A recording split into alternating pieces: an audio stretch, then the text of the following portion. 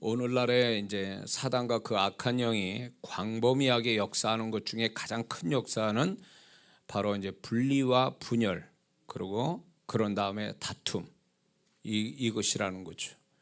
여러분들도 아마 이게 공감이 되실 겁니다. 우리나라 현 상황이나 세계적인 어떤 국제 상황들을 볼 때 딱 이거거든요. 분리, 분열, 그 다음에 다툼. 그래서 세상이 좀 어지러워지는 세상이 되고 있습니다. 근데 이것의 시작은 에덴 동산에서 시작이 됐다는 것입니다. 사단의 역사로 인해서 하와가 범죄하죠. 그걸로 해서 어떻게 됐습니까? 하나님과 인간 사이가 끊어졌죠. 분리가 됐죠. 그 다음에 남편인 아담과 하와가 분리가 되고 분열이 됐죠. 그 다음에 자식 가인과 아벨이 어떻게 됐습니까? 결국 가인 형이 아벨을 죽이는 사건이 생기죠.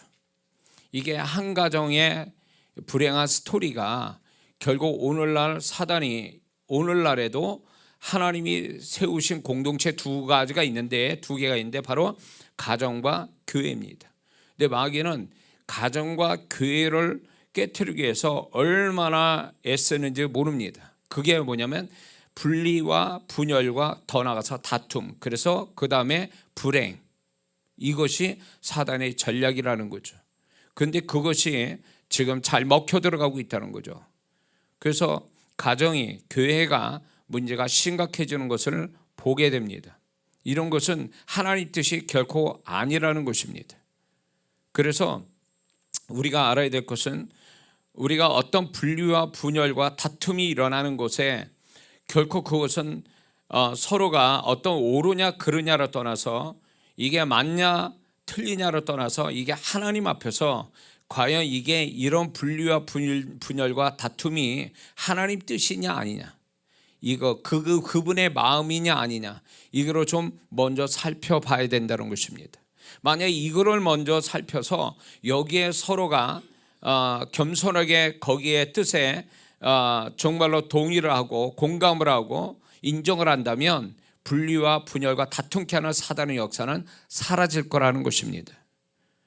그런데 안타까운 것은 오늘날 세상은 그렇지 않고 있죠. 공산주의 지금 이제 차별금지법의 기원으로 가보면 그 다 공산주의에서 나온 거거든요. 그런데 그 공산주의 이론 속에 결국은 경제적으로 해서 세상을 뒤엎고 자기들 공산주의 나라를 만들려고 했지만 실패했잖아요. 근데 제2차 버전 2로 만들어 가지고 마크시즘이라고 해서 문화적인 어떤 공산주의를 이루기 위해서 지금 그 중에 하나가 차별금지법 그게 나와 있지 않습니까? 근데 그게 다 뭐예요? 걔네들의 그런 논리가 무서운 게 뭐냐면 자기네들이 왜 1차적인 어떤 공산주의가 성공하지 못했느냐 할 때 그거는 교회와 가정이 크리스찬 가정과 교회가 있어서 실패했다, 이렇게 얘들은 결론을 짓고 그거를 이루기 위해서 이걸 깨트리려면 가정과 교회를 깨트리기 위해서는 문화로 이겨야 된다. 문화가 바뀌어져야 된다라는 생각 가지고 그들만의 문화의 어떤 그 이론을 만들어서 지금까지 이것이 성공해서 유럽과 미국 같은데 얼마나 피해를 많이 주고 있습니까? 우리 얼마 전에도 10월 27일에 그걸 막기 위해서 같이 이렇게 모이지 않았습니까? 그게 결국 뭐냐면 사단이 결국 이 땅의 모든 걸 자기 손아귀를 쥐기 위해서 걸림돌이 있는데 바로 그거는 가정과 크리스찬의 가정과 교회라는 거죠. 이걸 깨트리기 위해서 역사하고 있다는 거죠.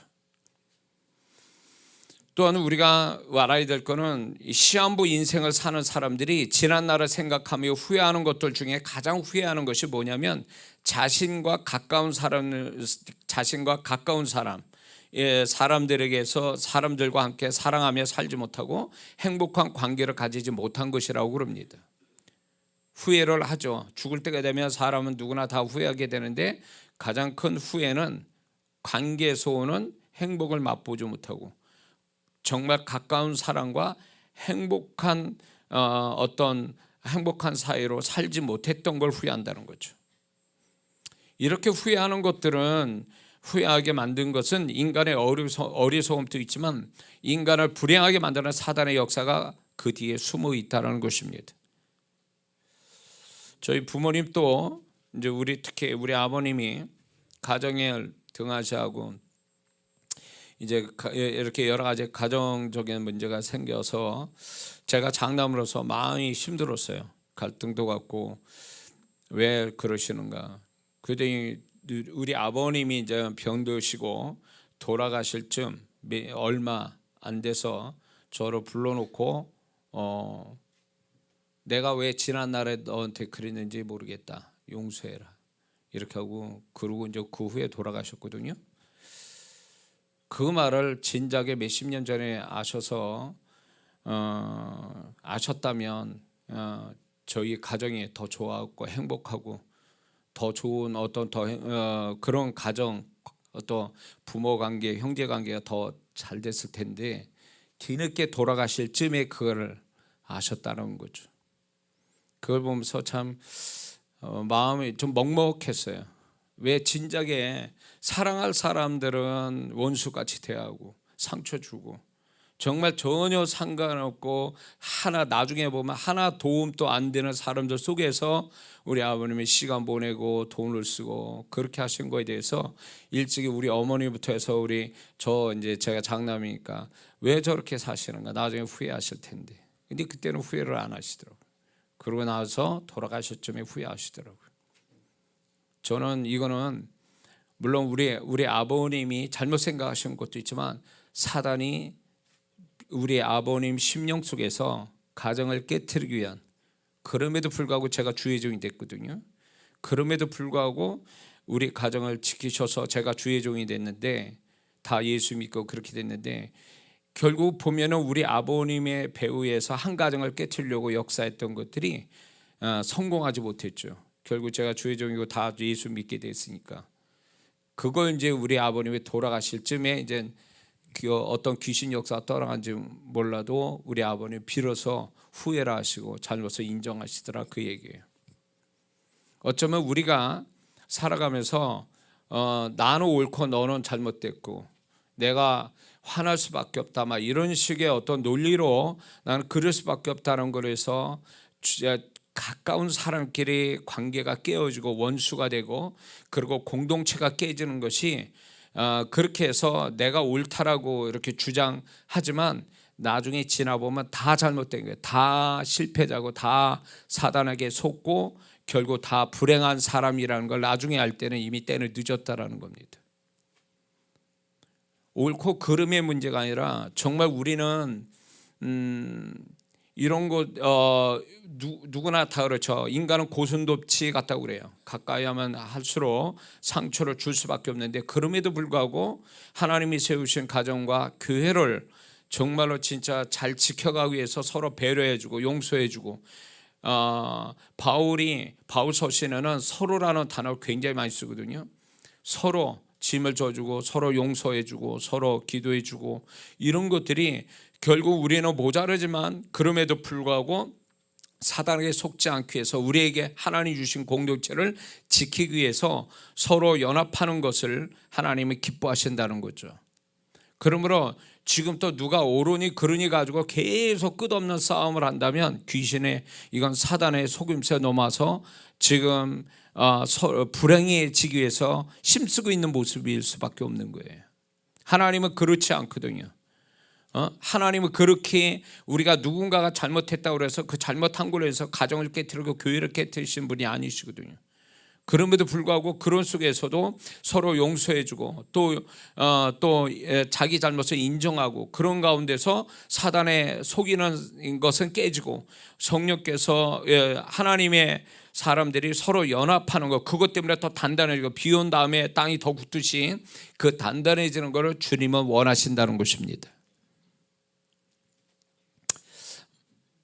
마귀는 믿는 자들이 끝까지 축복되지 못하고 불행하게 살게 하려고 틈만 있으면 사람 관계와 공동체의 여러 가지 모양으로 더욱 역사합니다. 특히 마귀는 교회 공동체의 역사하기를 기를 쓴다는 거죠. 왜냐하면 교회는 믿는 자들의 존재와 신앙과 삶의 축복의 근원이고 셈이 되기 때문에 그렇습니다. 여기에 이 말씀에 동의하십니까? 많은 성도분들 잘못 생각하는 게 뭐냐면 우리 가정이 먼저야. 아니요. 믿는 자가 가정부터 생각해서 그것 때문에 하나님께 예배드리고 교회 생활하는 걸 등하시한다면 이 가정도 축복되지 못한다는 것입니다. 하나님 왜 교회를 먼저 주셨겠어요? 왜 교회를 주셨습니까? 교회를 통해서 교회는 하나님을 만나고 그 하나님의 은혜와 축복이 자신이 발바닥 밟고 자기가 처해져 있는 공동체로 흘러가게 한다는 거죠. 그러므로 교회는 꼭대기에 가장 물로 말하자면 제일 위에서 물이 흘러가듯이 위에 있는 것이요 또 뭔가 샘이 돼서 흘러가게 만드는 현장이 교회라는 것입니다. 그러므로 교회로 떠났다, 교회를 등한시한다는 것만큼 위험스러운 게 없다라는 거죠. 광야 생활했던 이스라엘 백성들이 40년 동안 그 광야를 헤맬 때에 하나님이 그들이 머물 때는 그들의 머무는 그런 어떤 현장이 딱 정해져 있어요. 동서남북으로 네 지파씩 동서남북으로 있고 그 가운데에 성막이 있게 했단 말이에요. 그럼 왜 그럴까요? 왜 성막을 가운데 뒀을까요? 그들이 바로 모든 존재하는 이유, 또 그들이 모든 것의 중심이고 핵심 되는 게 바로 성막, 하나님과 함께 하나님을 만나는 게 이게 우선이기 때문에 그 형태를 갖게 하신 겁니다. 그러므로 교회도 마찬가지예요. 교회는 문제가 많습니다. 그렇죠. 교회 문제가 많다고 난 교회 안 다닌다, 그리고 집에서 예배된다, 그거는 하나님이 정하신 진리에서 벗어나는 겁니다. 그렇게 해서 축복받지 못합니다. 교회는 문제가 많아도 그 가운데는 하나님이 계시고 그런 모든 걸 합력하여 또 선을 이루어 가시고 그런 가운데서 우리는 다듬어져서 그리스도를 닮아가는 훈련이 바로 교회에 있다는 걸 우리가 잊지 말아야 됩니다. 분명한 것은 교회에서 받은 축복이 믿는 자의 가정과 일터와 삶의 지경으로 흘러가는 것입니다. 그런데 안타깝게도 오늘날 교회 분열이 안팎으로 많이 있고 더 나아가서 교회 공동체가 점점 사라지고 있습니다. 크리스찬의 가정이 깨어지고 있습니다. 이거는 누구나 다 아는 얘기예요. 지금 코로나에서 수많은 교회들이 문을 닫고 지금 또 교회가 어려워지는, 이거는 사단의 전략입니다. 결국은 크리스찬 가정을 깨트리고 그리고 교회를 없애버리는 게 이게 마지막 향한 사단의 전략입니다. 이런 상황에서 믿는 자는 누군가가 말했죠. 흩어지면 죽고 뭉치면 산다라는 이 생각 가지고 우리는 공동체 생활을 해야 한다는 것입니다. 우리는 이 초대교회로부터 해서 지금까지 우리 예수 믿는 신앙이 끊어지지 않고 여기까지 오게 된 배경이 뭔지 아세요? 공동체 신앙, 공동체 생활을 해왔기 때문에 이게 가능했던 거예요. 교회가 있었으니까 초대교회 때부터 사도행전 2장의 성령이 부르면서 교회가 생긴 이후로부터 해서 지금까지 그 교회가 우리 신앙을 지금까지 지키게 했다는 것입니다. 만약에 그 공동체가 없었으면, 교회가 없었다면 우리는 벌써 이 예수 믿는 신앙은 벌써 1세기 전에 어쩌면 정말로 우리가 그 이전에 아마 신앙이 다 사라지고 없어졌다는 거죠. 유대인들이 그 신앙을 지키게 된 배경이 뭡니까? 2000년 동안 나라 없이 살고 서름을 받고 핍박을 받고 그렇게 손해보면서 그들이 그 신앙을 세대의 차이 없이 그 신앙이 지금까지 유지되는 것은 집에서 말씀과 함께 말씀을 강론하고 말씀으로 연합하고 더 나아가서 회당에 정말로 그들이 회당에서 모여서 하나님을 찬미하는 이 신앙이 유지됐기 때문에 지금까지 신앙이 지켜온 거라는 거죠. 이게 없었다면 그 유대인의 그 유대교도 결국 벌써 옛날에 끊어졌어야 되는 거예요. 그러니까 마귀가 얼마나 이 공동체, 크리스찬의 공동체, 하나님을 믿는 자의 공동체, 가정과 교회를 깨트려서 얼마나 역사적으로 해왔는가 우리가 너무 잘 알고 있지 않습니까? 근데 오늘날은 이 공동체를 깨트리기 위해서 사단이 별짓을 다 하고 있다는 거죠. 거기에 넘어가서 가정들이 깨지고 교회가 깨져나가는, 그래서 교회도 사라지고 크리스찬의 가정도 깨어져서 분리가 되는 이런 일들이 있다라는 거죠. 우리는 분명히 알아야 됩니다. 분리와 분열은 사단의 뜻입니다. 일치와 연합과 하나됨은 하나님의 뜻이라는 것입니다. 고린도전서 1장 10절에 형제들아 내가 우리 주 예수 그리스도의 이름으로 너희를 권하노니 다 같은 말을 하고 너희 가운데 분쟁이 없이 같은 마음과 같은 뜻으로 온전히 합하라. 빌립보서 2장 2절에 1절에 4절을 보니까 그러므로 그리스도 예수 안에 무슨 권면이나 사랑이 무슨 위로나 성령이 무슨 교제나 긍휼이나 자비가 있거든 마음을 같이하여 같은 사랑을 가지고 뜻을 합하며 한 마음을 품어 아무 일이든지 다툼이나 허용으로 하지 말고 오직 겸손한 마음으로 각각 자기보다 남을 낮게 여기고 각자 자기 일을 돌아볼 뿐더러 또한 각각 다른 사람들의 일을 돌아봐 나의 기쁨을 충만케 하라. 이게 하나님 뜻이라는 거죠. 교회는 누가 정의롭냐, 누가 힘이 있으냐 그런 현장이 아니라는 거죠. 그렇기 때문에 우리가 같은 마음을 가지고 같은 사랑을 가지고 같이 연합해서 연합의 축복을 받아야 될 가정과 이 교회는 반드시 지켜져야 된다는 것입니다. 그럼 교회 공동체에 있는 우리는 성별과 소유 정도와 지식 정도와 나이와 상관없이 왜 우리는 하나가 되어야 되는가에 대한 이거에 대해서 분명한 이유가 있다는 것입니다. 그래서 그 이야기를 하려고 합니다. 첫 번째는 우리가 하나 되어야 되면 예수님이 하나님 아버지를 향해서 우리를 향한 기도이기 때문에 그렇습니다.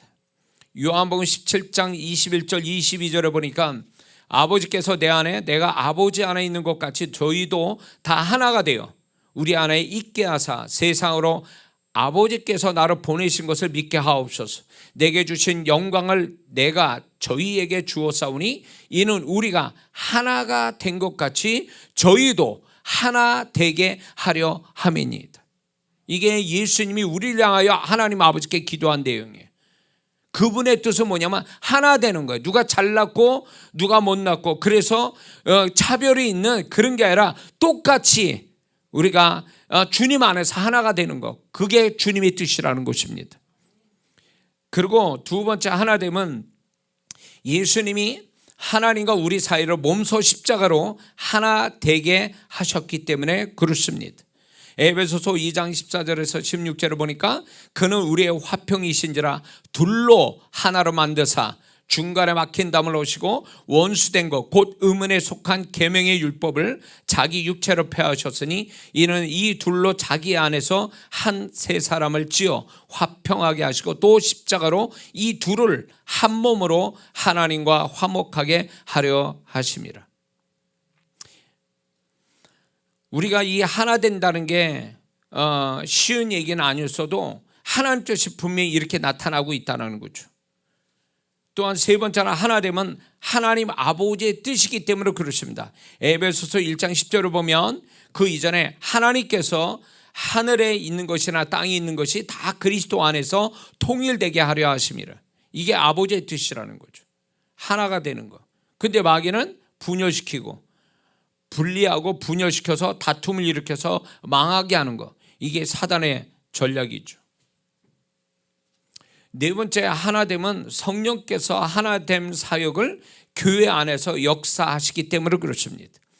아까 본문 읽은 에베소 4장 3절에 평안에 매는 줄로 너희 성령이 이미 하나 되게 하신 것을 힘써 지키라 이렇게 말씀하고 있습니다. 그러므로 한 교회의 성도가 됐다는 건 이 교회에 다스려 가시는 성령님이 이미 하나 되게 하셨다. 하나 될 것이 아니라 하나 됐다라고 말씀하는 거예요. 그러므로 우리가 하나 되어진 걸 증명할 책임이 있고 하나 되어질 때 오는 기쁨, 하나가 되어질 때 오는 행복, 그 하나됨을 통한 역사, 이런 것들을 성령이 준비해 놓으셨다는 거죠. 교회가 우리나라 대형 교회들 분열, 다툼이 일어나서 교회가 깨어진 교회들 많습니다. 숫자가 많으면 뭐예요? 사단에 속아가지고 다 분열돼가지고 네가 옳으니 내가 옳으니, 네가 주인이냐 내가 주인이냐, 이런 식으로 싸우다가 보니까 교회가 성령이 임재하는 교회가 아니라 귀신이 드글거리는 교회가 돼서 성도들이 축복을 못 받아요. 그러니까 교회가 아닌 거예요. 이게 교회 형태만 가질 뿐이지 교회가 아닌 거예요. 그러니까 성령님은 분명히 하나 되게 했는데 하나 된 이 진리의 말씀을 깨버리는 거죠. 누군가의 어떤 그 서로 간의 말씀을 중심으로 그분의 뜻에 그분의 마음에 하나 되는 게 아니라 서로가 인간적이고 굉장히 어떤 자기 의로 교만으로 분리시키고 분열하게 만드는 이거에 대해서 하나님이 기뻐하지 않는다. 둘 다 기뻐하지 않는다. 교회를 하나 되게 하지 못한 자들에 대하여 하나님은 분명히 하나님께서 책임을 물으실 거라는 거죠. 우리는 성령께서 우리를 하나 되게 하셨다. 그래서 그 성령님이 하나 되게 하신 기쁨, 행복, 능력 이런 것들을 경험시키려고 하나 되게 하셨는데 이거를 깨트린 자는 결국 하나님 말씀을 반기드는 자이기 때문에 이거는 문제가 많다는 거죠. 그리고 왜 하나됨이 필요한 것은 우리 모두가 혼자 감당하기에는 벅찬 인생을 살기 때문에 그렇습니다. 시편 90편 10절에 보면 우리 연수가 70이여 강건은 80이라도 그 연수의 자랑은 수고와 슬픔뿐이다. 수고와 슬픔, 이게 긍정적 단어는 아니라는 거죠. 우리는 살아가면서 우리 자신들이 해결하지 못하는 것들이 너무 많죠. 그거를 혼자 하기에 벅차니까 하나님이 교회라는 걸 주셨고 그래서 연합해서 해결하도록 공동체의 능력을 부어주신 거거든요. 근데 이 공동체를 불신하고 우습게 여기고 그냥 혼자 다 할 수 있다라고 한다면 이 사람은 결국은 하나님이 연합돼서 오는 하나됨에서 오는 축복을 버리는 자가 된다는 것입니다. 오늘날 여러분들이 아셔야 될 게 믿는 자가 왜 자기 삶이 해결되지 못한 문제가 계속 많아지면서 해결되지 않으면서 계속 고통받으면서 살아가는 어떤 모습을 갖고 있다면 그 원인은 분명히 있을 겁니다. 원인 없는 결과는 없으니까. 원인이 있는데 그 원인 중에 가장 치명적인 원인이 뭔지 아세요? 하나님은 우리의 삶에 혼자 해결하는 것도 있게 하시기도 하지만 혼자 되지 않기 때문에 여럿이 도움받아서 하라고 허락된 일도 있다라는 거예요. 근데 여럿이 앞에서 자기를 도와줘서 해결되라고 하신 이 문제를 자기가 혼자 다 하겠다고 하라니까 해결되지 않은 채 계속 고통만 받고 시간만 흘러가게 돼 있는 거예요. 이것만큼 교만한 게 없다라는 거예요. 목사님 저도 혼자 안 되니까 우리 성도분의 기도를 부탁하는 거 아닙니까? 그렇게 해서 서로의 어떤 삶을 살아가는 데는 우리 자신이 연약하고 부족해서 내 인생을 내가 혼자 꾸려가기는 벅차다라는 이거를 누구나 다 느끼는데 이거를 경험시킨 이유가 너 혼자 안 되니까 도움을 받아라. 남의 도움을 받아라. 다른 지체의 도움을 받아라. 그래서 교회를 주신 거거든요. 근데 그거 혼자서 다 감당하려고 하니까 안 되는 거예요. 혼자서 감당하니까. 이거는 교회를 안 믿는 사람이에요. 교회의 공동체의 연합의 축복을 안 믿는 자니까 이렇게 혼자 나 혼자 다 할 수 있어요. 뭐 걱정 없어요. 이거는 일종의 교만이에요. 그러니까 안 되는 거예요. 해결이 안 되는 거예요. 그래서 우리가 혼자서 안 되니까 여럿이 하라고 교회를 주셨고 그러면 여럿의 도움을 받아서 해결 보면 또 누군가에게 또 도움을 줄 수 있는 사람이 되는 게 그게 하나님의 뜻이라는 걸 잊지 말아야 될 줄 믿습니다. 여섯 번째 하나됨이 필요한 것은 우리 모두가 주님 오시기 직전 마지막 때를 살기 때문에 그렇습니다. 히브리서 10장 25절을 보니까 서로 돌아와 사랑과 선행을 격려하며 모이기를 패하는 어떤 사람들의 습관과 같이 하지 말고 오직 권하여 그날이 가까움을 볼수록 더욱 그리하자. 우리가 이제 주님 오실 때가 가까워 누구나 다 그 얘기합니다. 근데 주님 오실 때에 혼자 주님 오실 만한 준비된 신앙을 가질 수 있는 줄 아세요? 그렇게 못합니다. 교회라는 걸 통해서 하나님이 우리가 정말 주님의 신부다운 신앙, 존재를 만들기 위해서 교회라는 게 필요한 거거든요. 교회를 통해서 그 사람을 주님 오심을 정말로 준비되게 만들어주는 그것이 교회요. 교회 안에 목사요, 성도요. 영적 행위가 그런 걸 준비케 하는데 이걸 무시한다면 이 사람은 주님 오심에 진정으로 준비된 성도는 될 수 없다고 전 보는 겁니다. 교회 바깥에 신앙생활하는 사람이 온전하게 주님 오심을 예비하는 성도가 될 것 같습니까? 어림도 없어요. 자, 그거는 뭘로 비하냐면 엄마 아버지가 있고 엄마 아빠가 있고 그 자식이 있는데 엄마 아빠의 거기에 지도받으면서 가정교육 받으면서 자라야 될 아이가 엄마 아빠가 귀찮다고 집 멋대로 나가서 엄마 아빠 눈을 피해서 바깥으로 나간 비행 청소년이 있다고 한번 생각해 봅시다. 그러면 그 아이가 바르게 자랄 것 같습니까? 나가서 지 멋대로 막 만나고 싶은 사람 만나고 할지 못할지 다 이렇게 하는 애가 엄마 아빠가 없으니까 간섭이 없으니까 지 멋대로 하면 그 아이가 정말 온전하게 자라서 사회에 정말로 중요한 역할을 하는 아이가 될 수 있냐, 그거예요. 교도소 안 가면 다행이지. 왜 이야기하냐면 교회라는 것이 우리가 교회를 통해서 우리 자신들의 존재도 다듬어지고 우리의 신앙도 균형 잡혀가고 그리고 하나님을 높이고 하나님의 축복을 받고 이렇게 하면서 주님의 오심을 예비하는 신부된 신앙과 존재로 만들어지는데, 교회에 간섭이 없고 교회에 안 나가고 지 멋대로 하는데 무슨 거기에 무슨 온전한 신앙, 온전한 존재의 모습을 갖고 있냐는 거예요. 그렇게 안 돼요. 난 그런 성도를 본 적이 없어요. 그렇기 때문에 이 주님이 오심에 가깝기 때문에 우리는 더욱 하나 되어 가야 돼요. 서로 이런 성도도 있어요. 자기 신앙이 분명히 문제가 있는데 이 문제 있는 신앙이라는 걸 자기조차도 몰라요. 왜냐하면 견뎌본 적이 없으니까. 다른 성도들은 어떻게 신앙생활하는가, 그걸 통해서 자기 모습을 비춰보고 자기의 문제를 발견해야 되는데, 이렇게 비교 대상이 없이 그냥 신앙생활하는 사람은 결국 자기 자아도취가 돼가지고 자기 신앙 잘한 줄 알아요. 그러니까 주님 볼 때, 목사님 눈으로 볼 땐 형편없고 주님이 인정하지도 않는 그 신앙과 존재가 가지고 있는데도 자기는 착각에 빠져서 잘하고 있는 것처럼 생각해요. 목사가 그 사람을 무시해서가 아니라 뭔가 이게 균형 잡힌 신앙대에서 기준점이 있어야 되는데 기준점이 없는 거예요. 자기 혼자 신앙생활하니까. 이런 성도는 위험한 거예요. 제가 여지껏 성도분들을 상담하고 만나는 성도 중에 안타깝게 이런 성도들이 있어요. 그러니까 목사의 영적인 멘토한테 지도받지 못하고 성도 간의 교제를 통해서 자신을 비춰보는, 그래서 자신의 문제를 발견하고 그래서 자기가 좀 더 다듬어지는 이런 신앙이 교회에서 이루어지는데, 이게 안 되는 성도들은 지 멋대로 삐쭉삐쭉 나오면서 그게 잘하는 것처럼 착각하고 있는 거죠. 이런 성도들은 결국 목사가 영적으로 지도해줘도 거부해요. 그거 싫어한다고. 신앙의 지도를 안 받는다. 신앙의 어떤 그 신앙을 잘 다듬기 위해서 하는 이런 과정들이 없다면 이 성도는 100% 주님에서 멀어진 성도가 될 그런 성도가 될 수밖에 없다는 거죠.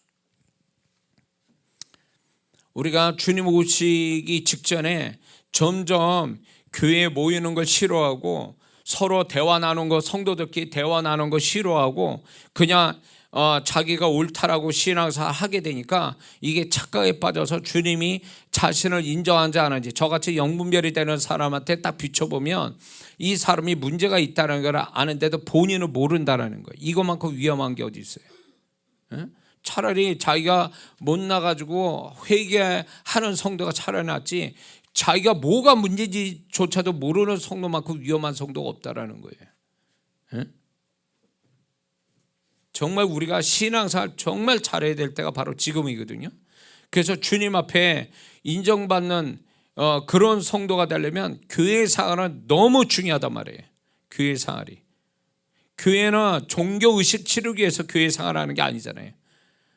말씀을 가르침받고 신앙 훈련해야 되고 성도 간에 서로가 어떤 소통하면서 영적인 공감을 갖고 또 그 속에서 자기 자신이 또 배우고 또 교회를 섬기는 게 주님 섬기는 거니까 그런 통해서 정말 주님 앞에 상급도 쌓고 이 모든 종합적인 것들이 교회에서 이루어진다는 거예요. 근데 안타까운 거는 교회를 떠나서 홀로 신앙생활하거나 이상하게 하는 사람들이 점점 많아져 가는 거예요. 지금 제가 볼 때 그건 위험한 거예요. 홀로 있는 신앙 위험해요. 혼자 있는 신앙 위험하다고요. 이건 마귀의 밥되기에 딱 좋은 거예요. 양들이 울타리 넘어가 버리면, 정해진 울타리에 넘어가면 그 양은 이미 이제 일이나 늑대의 밥이 됐다고 봐야 돼요. 시간의 문제일 뿐이지. 하나됨이 왜 중요하냐면 하나님의 능력과 축복이 오기 때문에 그렇습니다. 하나됨이. 레위기 26장 8절을 보면 너희 다섯이 백이 만을 쫓는다라는 말씀을 주시거든요. 근데 여기서 좀 우리가 생각해 볼 게 뭐냐면 다섯이 100을 감당할 능력을 가졌다면 그 수치로 본다면 100이면 2000을 감당해야 되는데 만을 감당한다라고 하나님 말씀하고 있습니다. 이게 무슨 얘기예요? 만을 감당하는 것은 연합이 클수록 5배나 더 되는 능력이 연합에서 하나됨에서 나온다라는 걸 계시해 주는 거거든요. 그러니까 우리 교회 성도분들이 우리가 서로를 위해서 기도해 주는 게 이게 별거 아닌 것처럼 생각하면 큰일 납니다. 왜냐하면 나 혼자 기도해서 안 되는 거를 몇 사람이 2사람이라도 기도 더해 준다면 이거는 기도 응답받는 속도가 굉장히 빨라진다는 거죠. 그래서 전도서 4장 9절에서 12절을 보면 2사람이 한 사람보다 나으면 그들이 수고함으로 좋은 상을 얻을 것입니다. 혹시 그들이 넘어지면 하나가 그 동물을 붙들어 일으켜리마 홀로 있어 넘어지고 붙들어 일으킬 자가 없는 자에게는 화가 있으리라. 또 2사람이 함께 누우면 따뜻하거니와 한 사람이면 어찌 따뜻하랴. 한 사람이면 패하거니와 2사람이면 맞설 수 있나니 세 겹줄은 쉽게 끊어지지 아니하니라. 이게 연합에 얼마나 이 연합이 중요한가를 이렇게 표현하고 있다는 거죠. 자, 8번째나 하나됨이 필요한 것은 좋은 것이 오는 속도가 빠르고 풍성하게 오기 때문에 하나됨이 중요하다는 거죠. 혼자서 안 되는 거를 기도해 주면 같이 이렇게 뭔가 마음 앞에서 기도해 준다면 그 속도가 빨리 온다. 응답이 빨리 오는, 이게 연합의 하나됨의 능력이라는 거. 그러니까 마귀는 이걸 두려워하는 거예요. 하나됨에서 오는 능력, 하나됨에서 오는 축복, 이것들을 이 마귀는 벌써 이미 알고 있어요. 그러니까 이거를 두려워하는 거예요. 이걸 두려워하는 거예요. 그러니까 어떻게든지 분리하고 분열시키는 것이 사단의 전략이죠. 사도행전 12장 5절 또 12절 14절을 보면 베드로가 옥에 갇혔습니다. 그래서 헤로드 왕이 베드로를 옥에 갇혔고, 그리고 이제 교회는 그를 위해서 간절히 하나님께 빌더라 이렇게 말씀했거든요. 근데 베드로가 옥에서 천사의 도움을 받아서 밖에 나와서 마가라 하는 요한의 어머니 마리아 집에 가니 여러 사람이 모여 베드로를 위해서 기도하고 있었다라는 거예요. 그러니까 기도가 끝나기 전에 베드로가 온 거예요. 교회가 열심히 교회라는 게 뭐예요? 믿는 자의 모임 아니에요? 그 믿는 자들이 베드로를 위해서 기도했더니 기도가 끝나기 전에 베드로가 천사의 도움을 받아서 그들 앞에 등장했다는 거죠. 이게 그래서 베드로가 대문을 두드린데 로데라 하는 계집아이가 영접하러 나왔다가 베드로의 음성인 줄 알고 기뻐해 문을 미처 열지 못하고 달려가서 말하되 베드로가 대문 밖에 섰더라 했는데 그들은 믿지 못했어요. 기도를 그렇게 빨리 응답될 거라고 생각지 못했던 거예요. 근데 이 사건 하나가 연합에서 하나 돼서 기도한다는 게 얼마나 큰 능력인가를 하나님이 이 사건 통해서 우리에게 계시해 주고 있는 거죠. 그러니까 이게 인간적으로는 친하더라도 영적으로 이렇게 연합되지 못하면 이것만큼 비극이 없어요. 또 믿는 자의 또 나중에 얘기했지만 믿는 자의 정말 큰 축복은 뭐냐면 기도로 연합하는 거예요. 물론 사랑으로 연합하고 뭐 다 좋아요. 그런데 기도로 연합하는 게 실제적 축복을 보는, 하나님의 이 하나됨, 연합해서 오는 축복이 뭔가를 확실하게 보여주는 게 기도에서 나오거든요.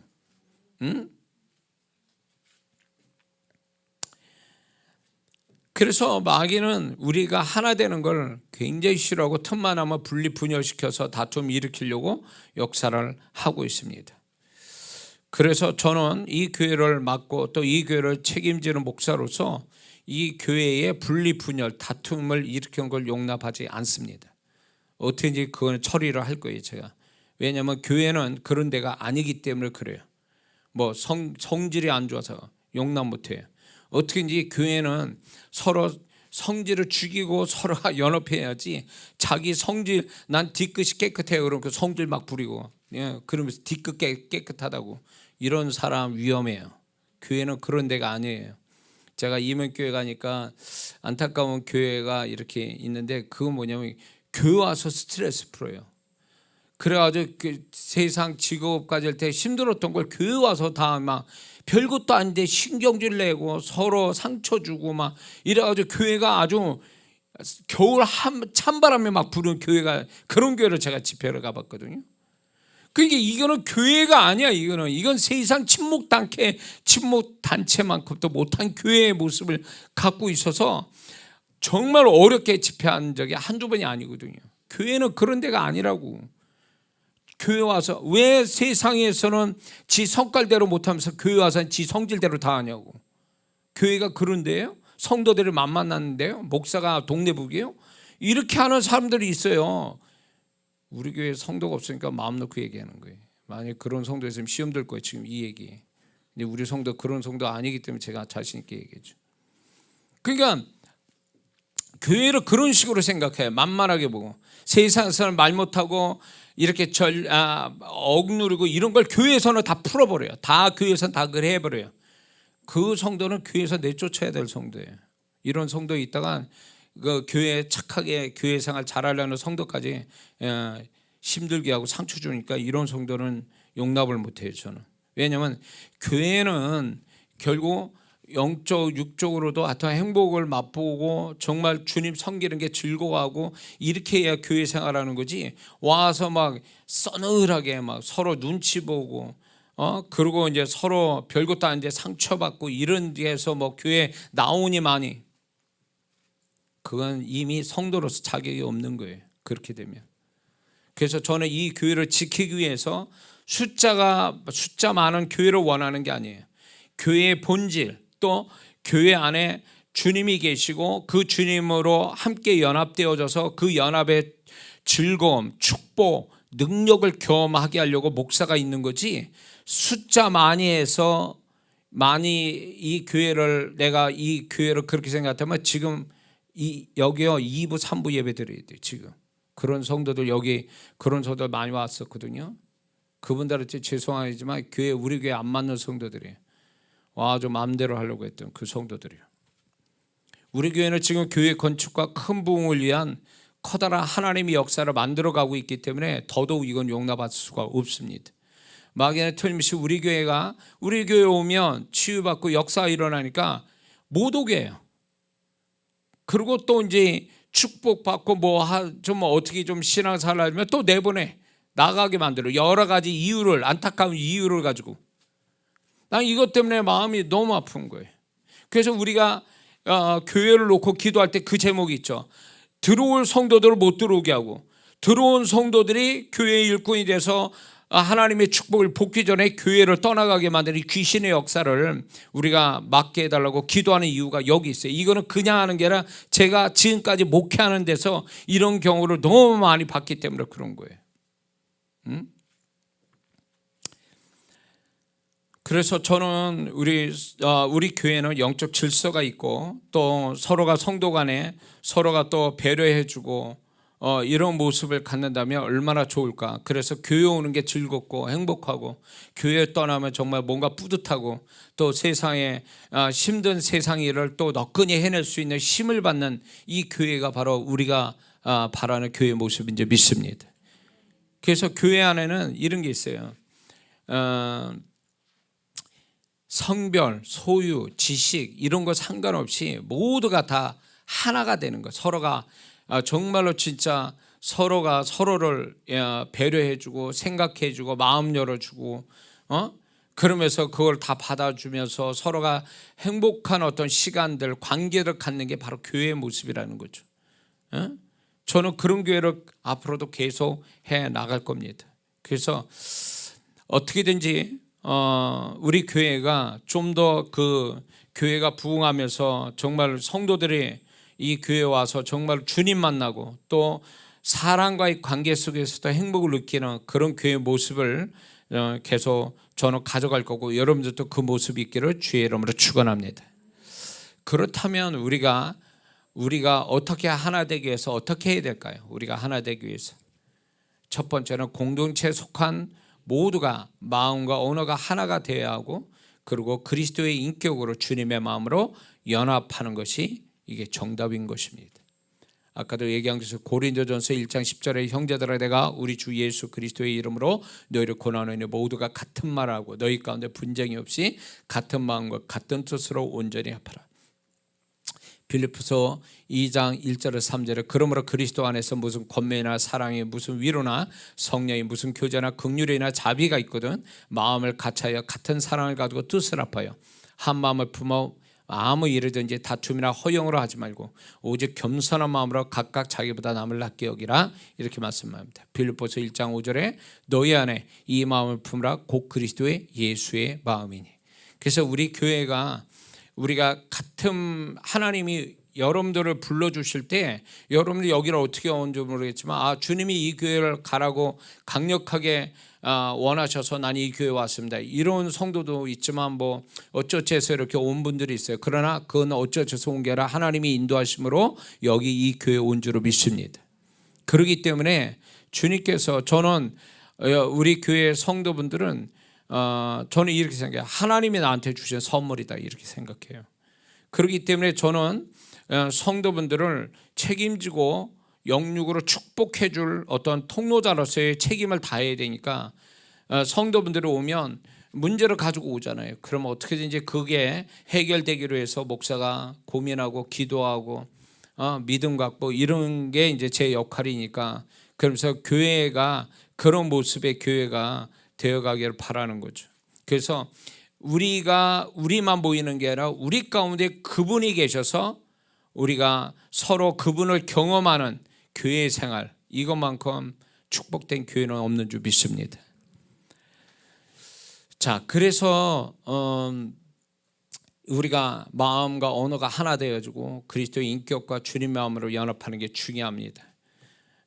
그리고 두 번째는 아까 계속 거듭 말씀드렸지만 기도로 연합하는 것, 기도로 하나 되는 것, 이게 실제적인 교회의 능력이라는 걸 우리가 잊지 말아야 됩니다. 마태복음 16장 18절에 너는 베드로라 내가 이 반석에 내 교회를 세우려니 음부의 권세에 이기지 못하리라. 마태복음 18장 19절에 진실로 다시 너희에게 이르노니 너희 중에 두 사람이 땅에서 합심하여 무엇인 일 구하며 하늘에 계신 내 아버지께서 저희를 위하여 이루게 하시리라.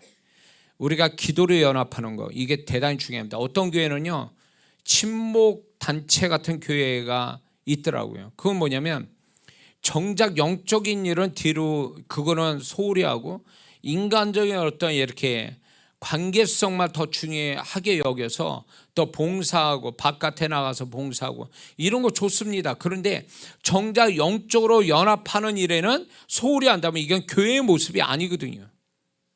우리가 착한 일 하자고 교회에 모인 게 아니거든요. 주님을 경험하고 우리가 영적으로 연합하는 것을 우리가 가져야 될 교회가 착한 일하고 뭐 좋은 일 하는 걸로 교회를 다니는 게 절대 아니라는 거죠. 그래서 교회가 기도가 예배나 기도가 소홀히 된다면 이것만큼 문제 있는 교회가 없어요. 그렇기 때문에 저는 어떻게든지 우리 교회가 영적으로 연합해서 하나님을 경험하는 것, 하나님이 어디까지 우리한테 역사하고 얼마나 역사하신가를 경험하고 간증하는, 간증이 풍성한 교회로 만들기 위해서 저는 힘쓸 거고 여러분도 그런 관점으로 교회 생활을 해야 될 줄 믿습니다. 우리가 그러면 하나됨이 어떻게 해야 되느냐? 세 번째는 긍정적 측면에서 서로라는 신앙을 가져야 합니다. 서로. 이것이 바울이 교회를 향해서 계속 강조한 신앙이라는 걸 우리 잊지 말아야 됩니다. 바울 서신에서 계속 하나님은 바울을 통해서 서로라는 신앙을 강조했습니다. 로마서 12장 10절을 보니까 존경하기를 서로 먼저 하며, 로마서 12장 16절을 보니까 서로 마음을 같이 하며, 데살로니가전서 4장 18절을 보니까 말로 서로 위로하라. 로마서 14장 19절을 보니까 우리가 화평의 일과 서로 덕을 세우는 일을 힘쓰나니, 데살로니가전서 5장 11절을 보니까 피차 권면하고 피차 덕을 세우라. 로마서 15장 14절을 보니까 내 형제들아 너희가 스스로 선함이 가득하고 모든 지식에 차서 능히 서로 권하는 자임을 나도 확신하노라. 갈라디아서 5장 13절에 오직 사랑으로 서로 종로로 타라. 로마서 16장 16절에 너희가 거룩하게 입맞춤으로 서로 문안하라. 갈라디아서 6장 2절에 너희가 짐을 서로 지라. 에베소서 5장 21절에 그리스도를 경외함으로 피차 복종하라. 에베소서 4장 32절에 서로 친절하게 하며 불쌍히 여기며 서로 용서하기를 하나님이 그리스도 안에서 너희를 용서하심 같이 하라. 이렇게 바울을 통해서 하나님은 서로라는 이 단어를 얼마나 많이 강조하시는지 몰라요. 교회는 홀로 신앙생활하는 게 아니에요. 나 혼자 예배 떨렁 들고 탁 도망가 버리는 이런 데가 교회가 아니라는 거예요. 교회는 서로 간에 하나님이 지체되고 서로 하나 되게 한 사람들과 함께 어울리면서 그 안에서 주님 경험하고 그 안에서 다듬어지고 인격이 그 안에서 더욱더 은혜 받아가는 이게 교회 생활이라는 거죠. 그래서 우리 교회는 그래서 이렇게 제가 말씀 전하고 여러분 예배 드리고 밥 먹고 집에 가고 이게 아니라 성도 간에 서로 영적인 대화를 많이 나누고 그런 데서 배우고 은혜 받고 그러면서 또 나도 그런 남한테 은혜 끼치는 말도 하고 행동을 하고 그래서 이 서로라는 이 단어를 교회 안에서 경험하는 거 서로를 통해서 우리가 주님을 경험하고 서로를 통해서 그리스도의 인격으로 더 변화되어 가고 이런 모습이 교회의 모습이라는 걸 우리가 잊지 말아야 될 줄 믿습니다. 그러므로 서로의 신앙이 없이 홀로 혼자라는 신앙을 가진 것은 영적 육적으로 불리하다는 걸 알아야 됩니다. 하나님의 축복은 없는 것입니다. 그러므로 교회는 저로부터 시작해서 여러분과 함께 저의 어떤 모자라고 부족한 점도 얘기하고 그래서 기도해 달라고 그러면서 여러분들 기도해 줄 때 제가 또 어떤 여러분의 기도 통해서 뭔가 되어졌을 때 또 그걸 통해서 간증을 통해서 하나님께 영광 돌리고 이게 교회의 모습이에요. 우리가 누가 더 잘났느냐가 아니라 얼마나 우리가 부족하고 모자란 사람인가를 인식하고 서로 도움받고 도움 주는 그런 교회의 모습이 되어져야 될 줄 믿습니다. 그런데 이제 이 말씀으로 결론을 내려고 합니다. 우리가 주신 교회 공동체에서 하나됨도 중요하지만 더 근본적으로 개인적으로 우리 자신의 마음 안에 그리스도와 함께 하나 되는 것이 더욱 중요한 줄 믿습니다. 이것이 우리 심령 안에서 이루어질 때 그것은 우리에게 최대의 영광이요 최대의 능력이 된다는 걸 잊지 말아야 됩니다. 이것을 바울은 경험하고 우리에게 전하고 있다는 겁니다.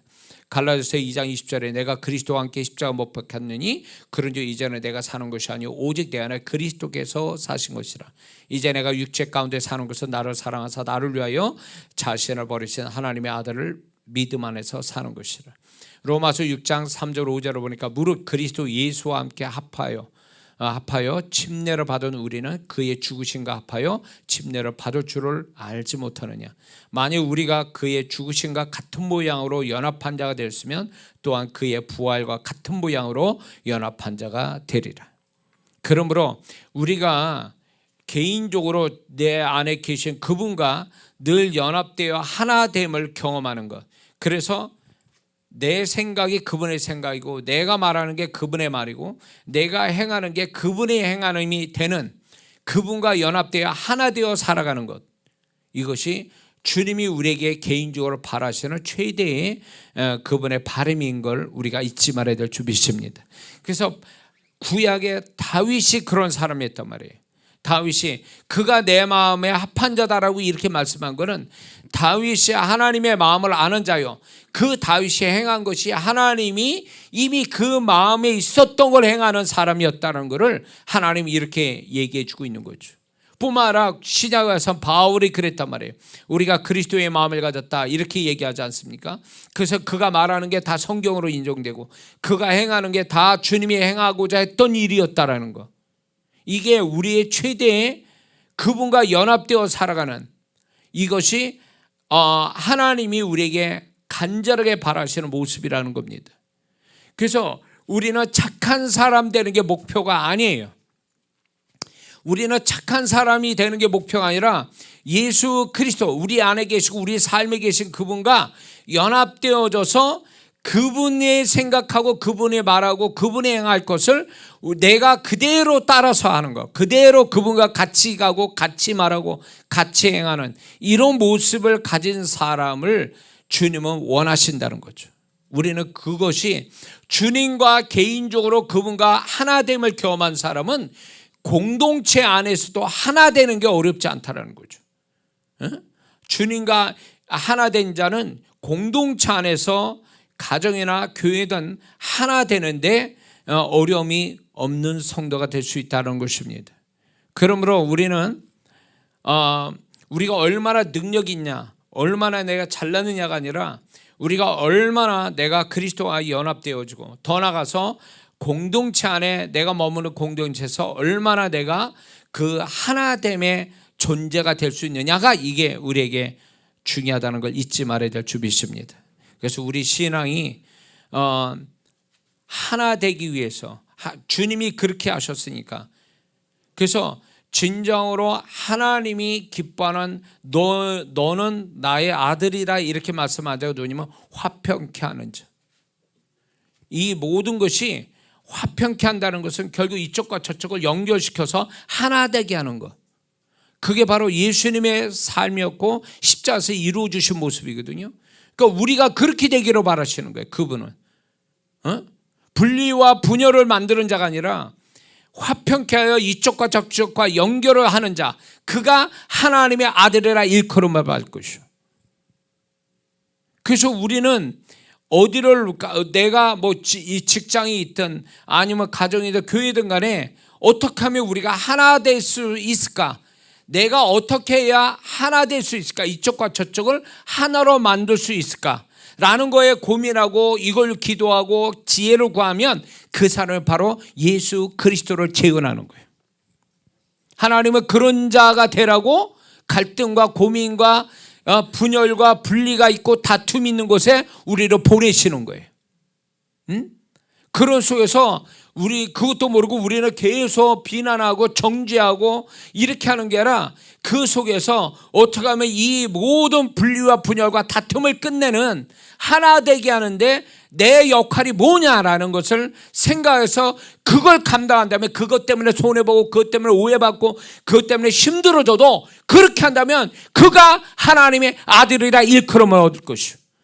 성령님이 그런 자에게 함께 하셔서 그 사람의 그 모습이 헛되지 않고 비웃음 당하지 않게 반드시 세워주시고 그 사람이 그 일을 할 수 있는 능력도 부어주신다는 거죠. 우리는 그런 사람이 되어야 되는 거예요. 누가 와서 나를 알아주고 나를 세워주는 그런 거 바라지 말고, 우리가 분리와 분열과 다툼이 있는 곳에 내가 그 속에 하나 되게 해달라고는, 그 하나 되게 만드는 지혜, 하나 되기 위해서 내가 희생도 할 수 있는 사람이 되게 해달라는 것만큼 이 하나님이 이런 기도는 응답이 굉장히 빠를 거라고 봅니다. 하나님이 여러분이 지금 처해져 있는 모든 관계 속에 공동체 안에 얼마나 분리와 분열과 다툼이 일으키는 일들이 얼마나 많습니까? 그런 속에서 여러분들의 지금 어떻게 하고 있습니까? 구경합니까? 아니면 비난하고 정죄합니까? 모른 체하고 무시합니까? 만약에 이런 태도라면 이건 하나님이 그런 관계와 그런 공동체에 보낸 것을 목적을 모르는 성도라는 거죠.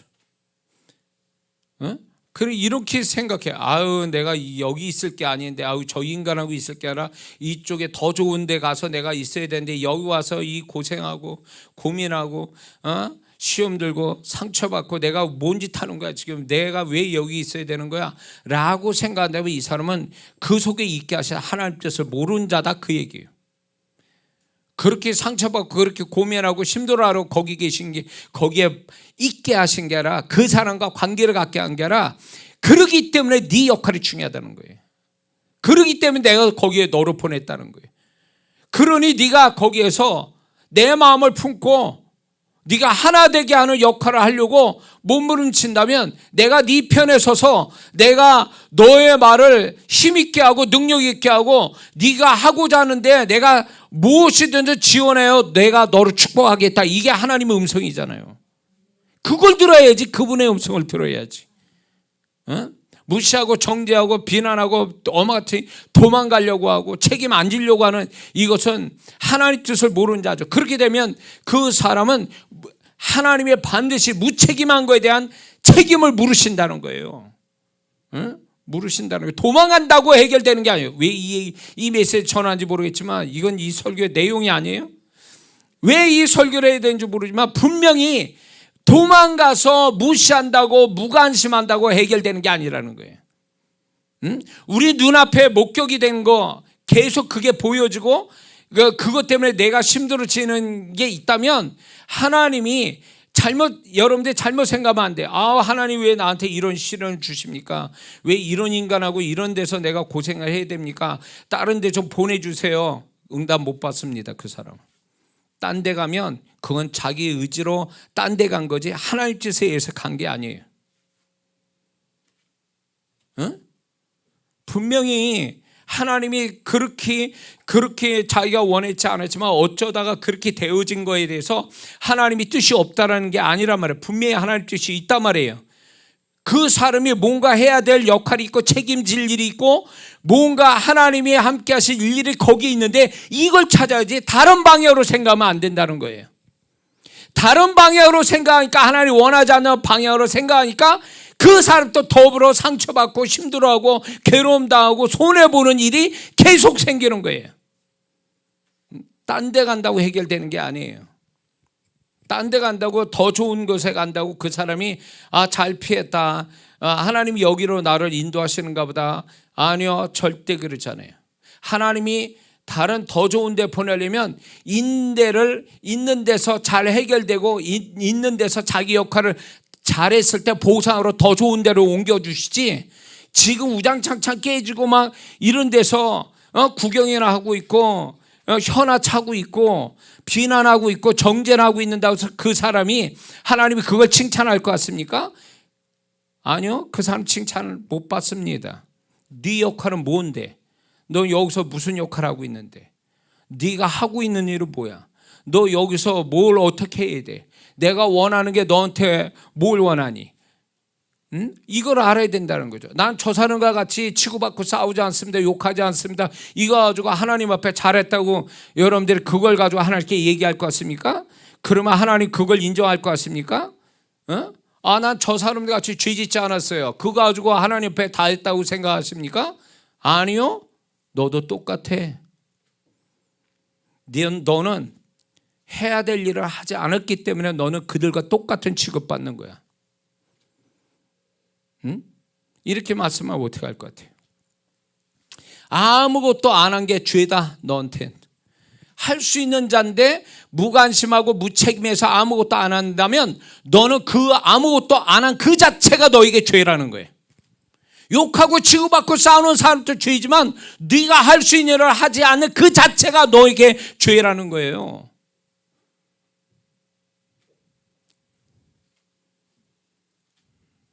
우리가 문제 많은 세상에 문제 많은 관계들이 있죠. 거기다 그런 공동체가 있지 않습니까?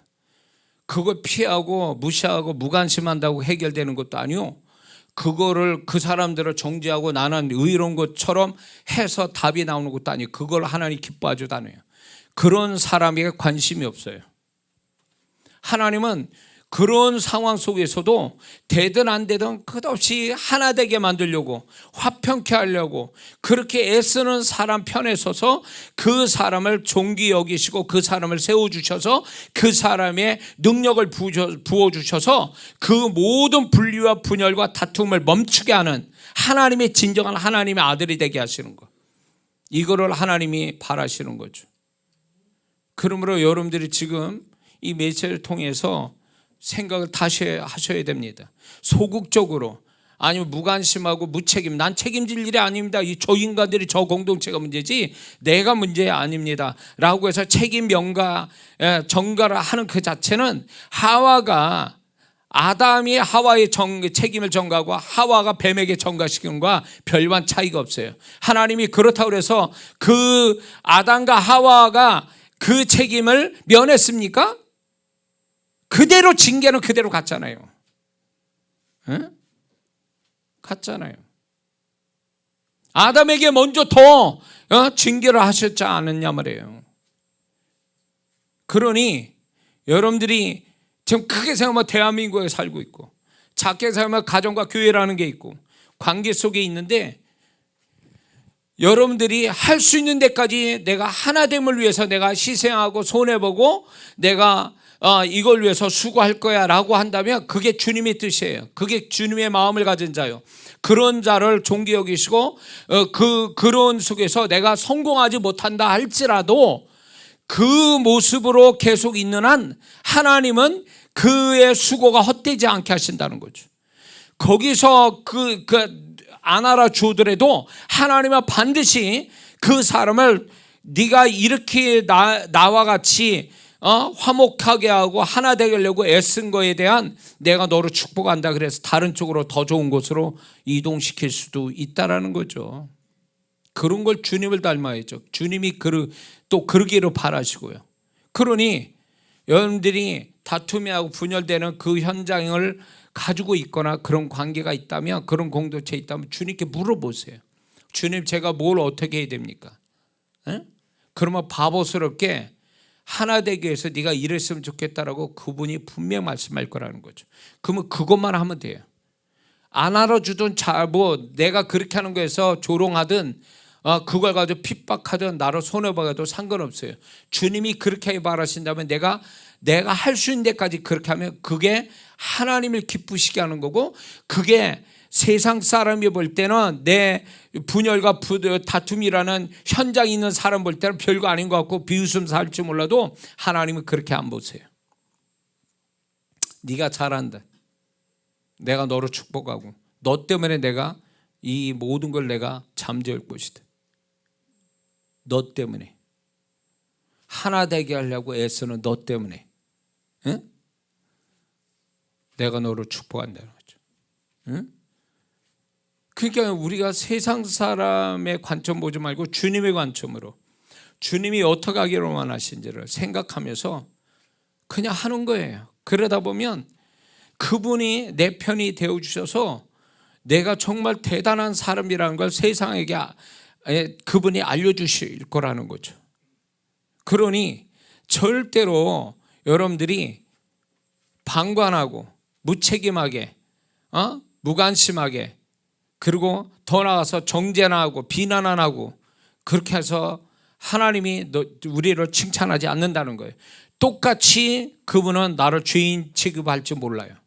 네가 아무것도 하지 않았다. 할 수 있는데 너는 아무것도 하지 않았다라는 것에 대해서 그분은 나한테 책임을 또 물으실 거라는 것을 우리가 생각하면서 우리가 더욱더 하나 되어가는 축복을 소망하면서 우리가 이 일을 위해서 힘쓰는, 저절로 되질 않겠지만 즐거움으로 할 수 있는 것도 아니겠지만 손해나고 어려움이 있을지라도 그 하나됨을 위해서 수고한다면 그 사람이 하나님의 아들이요, 하나님이 편들어주는 자요, 존귀한 자인 것을 하나님 나타낼 줄 믿습니다. 우리 모두가 그런 사람 되게 주의 이름으로 축원합니다. 기도하겠습니다.